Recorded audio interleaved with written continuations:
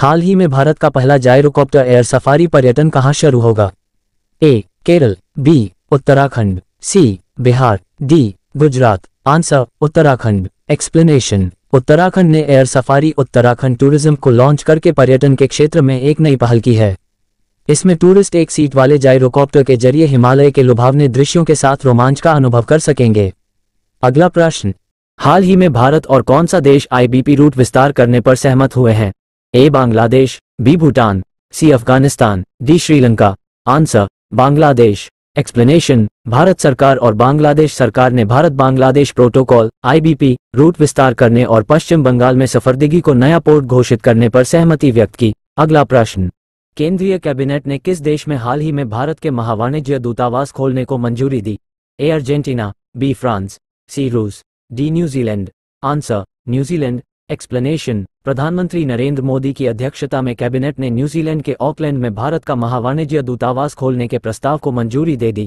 Auckland में भारत का महावाणिज्य दूतावास खुलने से भारत का और न्यूजीलैंड के रिश्तों में और मजबूती आएगी। इस वाणिज्य दूतावास के 12 महीने की समय सीमा के भीतर खोले जाने और पूरी तरह से चालू हो जाने की संभावना है। अगला प्रश्न, आरबीआई स्थायी जमा सुविधा एसडीएफ का उपयोग क्यों कर रहा है?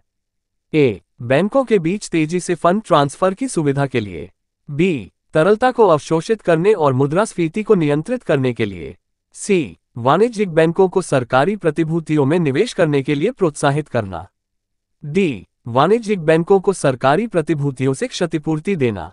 आंसर तरलता को अवशोषित करने और मुद्रास्फीति को नियंत्रित करने के लिए। एक्सप्लेनेशन। भारतीय रिजर्व बैंक आरबीआई ने 30 दिसंबर से प्रभावी रविवार और छुट्टियों सहित रात भर के आधार पर स्थायी जमा सुविधा एसडीएफ और सीमांत स्थायी सुविधा एमएसएफ के तहत तरलता सुविधाओं की उपलब्धता की घोषणा की है। नासा के उस मिशन का नाम क्या है जिसे गॉड ऑफ केओस क्षुद्रग्रह को रोकने के लिए दोबारा लॉन्च किया गया था? A. Veritas, B. Gemini, C. OSIRIS APEX, D. Cross एलपीआरपी।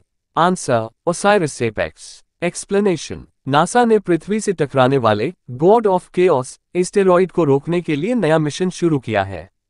Asteroid Apophis, जिसे गॉड ऑफ केओस या अराजकता के देवता भी कहा जाता है, 13 अप्रैल 2029 को पृथ्वी के करीब से उड़ान भरने की संभावना है और यह केवल 20,000 मील दूर स्थित होगा।